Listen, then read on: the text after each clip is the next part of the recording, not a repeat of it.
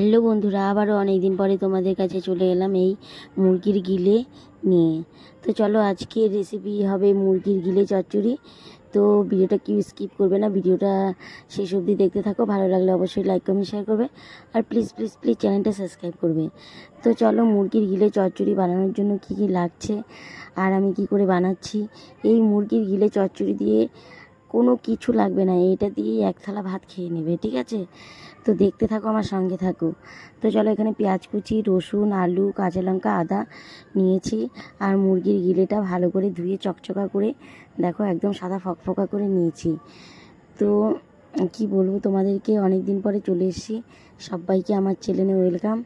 তো চলো, কি কি লাগছে আর কিভাবে বানাচ্ছি তো দেখতে থাকো। এখানে আছে রসুন বাটা, আদা বাটা, পেঁয়াজ বাটা। তো আদা বাটা, রসুন বাটা, পেঁয়াজ বাটাটা অবশ্যই লাগবে। আর এখানে আছে সরষের তেল। এখানে এই যে দেখো এতটুকু পেঁয়াজ রেখে দিয়েছি, রসুন আর এটা তো দেখিয়েছি, ভালো করে ধুয়ে নিয়েছি আমি। তো চলো বসানো যাক। তো কড়াই বসিয়ে দিয়েছি, দিয়ে দিব সামান্য একটু সাদা তেল, দিয়ে আমি আলুটা লাল করে ভেজে নেব। তো চলো, আমি আলুটা লাল করে ভেজে নিই। দেখো ছোট ছোট করে আলু দিয়েছি, কেননা অনেক সময় আলুটা চায়। তো দেখো আলুটা লাল করে ভেজে নামিয়ে নিয়েছি, কড়াই ধুয়ে বসিয়ে দিয়েছি। তো চলো, এবার আমি সরষের তেল দিয়ে দিলাম। তো সরষের তেল দিয়ে দিয়েছি, দিয়ে এবার আমি এক এক করে ফোড়ন দিয়ে দিব। দিয়ে দিলাম গোটা গরম মশলা, গোটা জিরে, আর দিয়ে দিব তেজপাতা। তো দেখো তেজপাতাটা দিয়ে দিব এবার আমি পেঁয়াজ কুচি। এবার পেঁয়াজ কুচি দিয়ে দিব।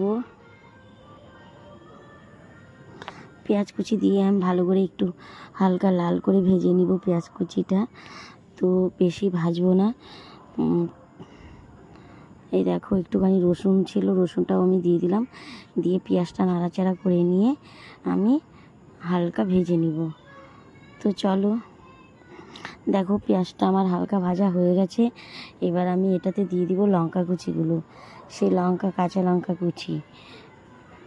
তো দিয়ে দিলাম লঙ্কা কুচিগুলো, দিয়ে এবার আমি রসুন বাটা, আদা বাটা আর পেঁয়াজ বাটাটা দিয়ে দিব।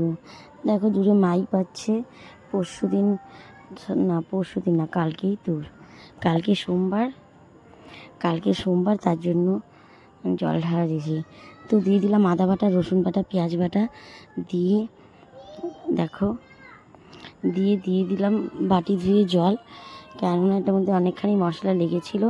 এবার দিয়ে দিলাম হলুদ, দিয়ে দিলাম আমি নুন, দিয়ে ভালো করে মশলাটা আমি কষিয়ে নিব। তারপর এক এক করে বাদবাকি মশলা দেব, শেষ অবধি ভিডিওটা দেখবে, ঠিক আছে? তো চলো, ভালো করে যে এইভাবে সুন্দর করে মশলাটা কষিয়ে নিয়ে দিয়ে দিব সেই গুড্ডিগুলো। সে মুরগির গুড্ডেও বলে, এগুলো গিলাও বলে, তাই মানে যে যেটা বলে আর কি, ঠিক আছে?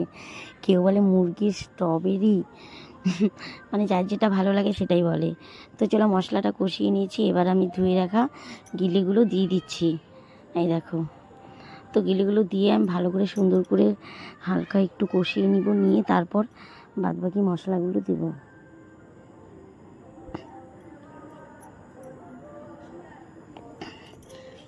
তো দেখো ভালো করে নাড়াচাড়া করে নিয়ে আমি আলু ভাজাটাও দিয়ে দিলাম, লাল করে ভেজে রেখেছিলাম আলুটা প্রথমেই দিয়ে দিলাম, কেন সেদ্ধ হওয়ার ব্যাপার আছে। তো দেখো দিয়ে দিচ্ছি আমি ধনে গুঁড়ো,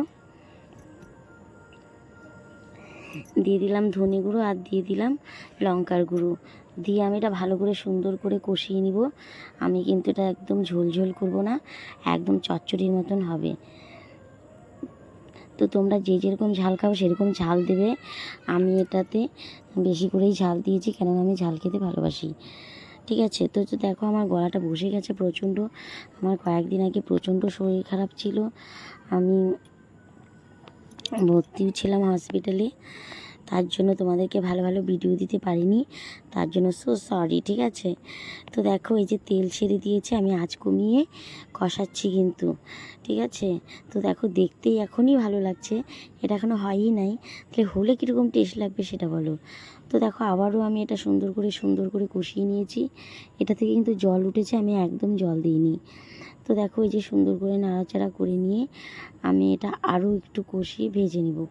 তো এটাতে দিয়ে দিলাম সামান্য চিনি ফ্লেভার আসার জন্য, কেননা ফ্লেভার তো চলেই এসছে, আর একটু মানে একটু আসার জন্য দিয়ে দিলাম।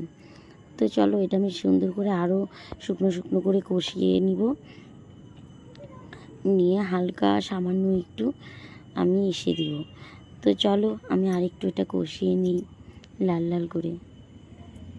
তো দেখো আমি আরেকটু লাল লাল করে কষিয়ে নিয়েছি, মশলাটা এখন একদম ভাজা ভাজা হয়ে গেছে। আর দেখো এই যে তেলও ছেড়ে দিয়েছে, দেখো এই যে মশলা থেকে তেল ছেড়ে দিয়েছে, লাল টকটকে তেলের কালার, মানে কি বলবো, মানে যারাই খেতে ভালোবাসে না কেন রুটির সঙ্গে, ভাতের সঙ্গে, পরোটার সঙ্গে খুব খুব খুব খুব দারুণ লাগবে। তো চলো আমি এভাবে সুন্দর করে এই যে কষিয়ে নিয়েছি, এই যে দেখো একদম লাল লাল ভাজা ভাজা করে কষিয়ে নিয়েছি।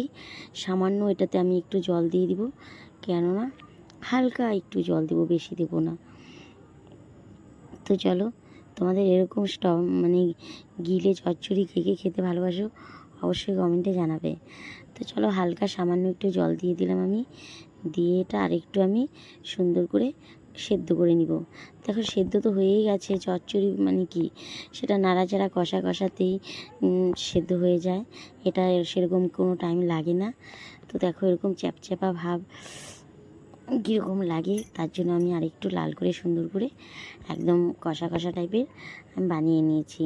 তো এরকম গিলে চচ্চড়ি যারা খেতে ভালোবাসো অবশ্যই কিন্তু কমেন্টে জানাবে, ঠিক আছে? তো দেখো আমার গিলে চচ্চড়ি হয়ে গেছে, নামিয়ে নিয়েছি। আর কীরকম হয়েছে খেতে বাড়িতে বানিয়ে অবশ্যই বলবে। ভিডিওটা এখানেই শেষ করছি। Bye bye, tata.